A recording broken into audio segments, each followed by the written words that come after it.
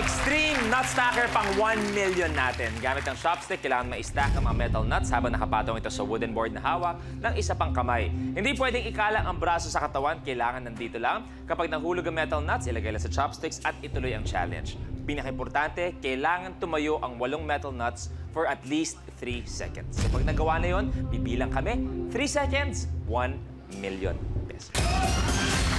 At tagay, pag nakuha ang 1 million, anong plano mo sa pera? Yung nanay ko kasi kalalabas lang ng ospital sa ICU. Tapos, May we ask? Kung... na mild stroke. Okay. Tapos, nasa bahay na. Siyempre, yung gasto sa ospital, kailangan ko mabawi. On her way to recovery naman. Ano mensahe mo kay nanay? Nanay, pagaling po kayo. Magpagaling po kayo dahil andito lang po ako. Nay, mula po sa amin lahat, get well po. Tuloy-tuloy lang po ang pagbawi dyan sa recovery na yan. Okay, Ate 1 million, ultimate challenge. You have a minute to win it.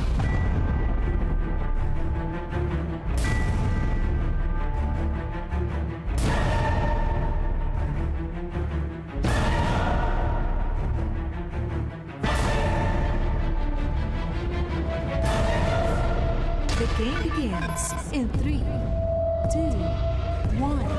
Go! Sige, bawal ikalang sa katawan.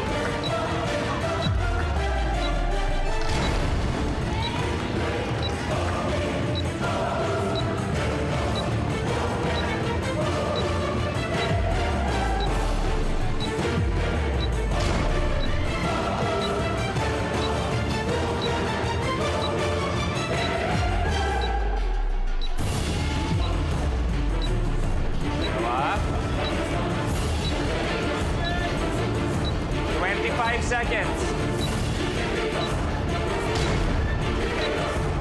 20.